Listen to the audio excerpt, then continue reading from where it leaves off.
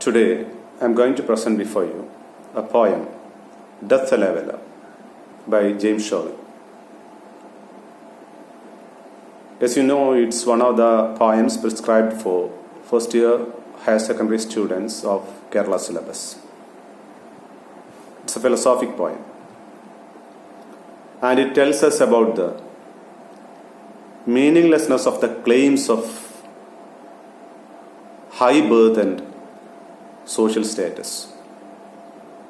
The poet tells us that every one of us are equal before death. The title itself suggests that death is a leveler. Means death is that which makes high and low to the same level. The poet wanted to pass the message that it is futile, it is meaningless to think that one is born with silver spoon in his mouth, or one is of high birth and our neighbor or someone else is of low birth, and some people deserve high status in society, etc.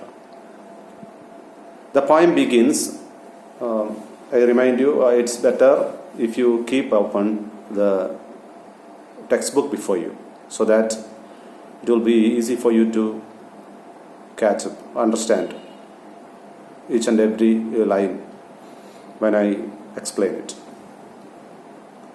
The poem begins as, "The glories of our blood and state are shadows, not substantial things. There is no armor against fate that lays his icy hand on kings." As I said, the poet says that the glories of our blood and state are shadows, glories of our blood and state. The thought that, the feeling that our blood and our position in society, our hereditary or high birth or position in society, everything, all these things are shadows, means meaningless things. It is not substantial. Our shadows not substantial things. It is not substantial things. There is no armor against fate. You cannot prevent yourself from death. Death is so powerful. It will defeat you. Death lays his icy hand on kings. Even the mightiest king will have to surrender before the mighty death. He cannot escape. With all his power and might, with all his richness or influence or anything, he cannot escape from. The rich kings means the richest or influential people. Those people who are placed in the high in society. No one can escape from the hands of death. Death lays his icy hands on kings. Death's hands are mentioned as icy. It's also a poetic device. I will come to that later. Scepter and crown must tumble down, and the dust be equal made with the poor crooked scythe and spade. Scepter and crown must tumble down. Scepter and crown. Both these things symbolizes Kiridavum Chengolum. Both these things symbolize or reminds us of, or it an indication of power. Scepter and crown must tumble down. It will be fallen down, or it will be lost, and in the dust be equal made. Everyone will be equal with the poor crooked scythe and spade, with the poor people, with the peasants, with the common folk. Even the kings or the richest people will be alike when they fall a victim to death. As the title suggests, death the leveler. That's all about the first stanza. We'll go to the second stanza. The coming stanzas are all the explanations of the first stanza, or what is supplementing the meaning of the first stanza. Some men with swords may reap the field and plant fresh laurels where they kill. but their strong nerves at last must yield. They chain, but one another still. Some men with swords may reap the field. That means in battlefields, many people will gain great victories over enemies. They will gain laurels, praises for that, a lot of praise, laurels for their gains or victories. But their strong nerves at last must yield. But even those people, even the strength they have, at last, finally, they will have to yield and tame. They tame, but one another still, early or late. Sooner or later, they will have to surrender before the inevitability of the death. So, it is futile to think that our power and our influence and everything will last forever. Early or late, they will also have to surrender before death. They stoop to fate and must give up their murmuring breath when they pale captives creep to death. And they must give up their murmuring breath. They will have to stop breathing slowly. And the pale captives is an image, a beautiful image which is given, very meaningful image which is given in this poem. When the pale captives creep to death. At the time of death, everyone will be weak and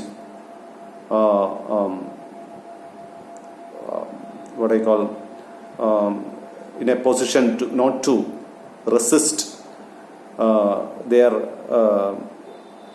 inability to fight the death, the fate. Fight the fate is presented here. Pale captives, like captives in a war. They are helpless. So, when they have to, these powerful men, they also will be captives before death. They will creep to death. Next stanza. The garlands wither on your brow, then boast no more your mighty deeds. Pond this purple altar now, see where the victim bleeds. The garlands wither on your brow. The rich people or the winners will, or the kings will have the garlands on their heads, or the symbols of power on their head, and that will wither away at one point. That means when we near death, it will wither away. And then boast no more of your mighty deeds. Then you will not be able to boast about your mighty deeds, or it will not be of any use even if you claim that you once were a powerful one who ruled over this earth. It is futile. Upon death's purple altar now, see where the victim bleeds. Death's purple altar is another image which the poet presents before us. Death's purple altar, bloodshed in wars, or the bloodshed is shown here. Death's purple altar, before death's purple altar, victor and victim. Victor is a person who succeeds in a war, and victim means those who are defeated. Maybe for a short period, one will be considered as a victor and another one will be a victim. But sooner or later, in a short period of time, after some time, both the victor and the victim will have to bleed before the more powerful death. There is no distinction between the victor and the victim. Death, consider both of them equal. Both these victor and victim will be helpless before death. Your heads must come to the cold tomb. Cold tomb. Your heads. That means you will be taken to the grave, and Only the actions of the just smell sweet and blossom in their dust. And after your death, only the actions you have performed in your lifetime, will remain as such, so that not your power, or not your richness, not your mighty deeds will be counted. After your death, only your good deeds, service to the poor, or maybe some good deeds which may have helped the poor people to survive, or for the benefit of the nation, etc. These things will be only the thing counted after your death. So the poet here urges each and every one of us to be aware of the short living, or the impermanence of our earthly glories. And if you have to be remembered, if you have to claim of anything, you should do good deeds when you are powerful, or when you are able to do so. So this poem ends in a positive note, though the poem begins in a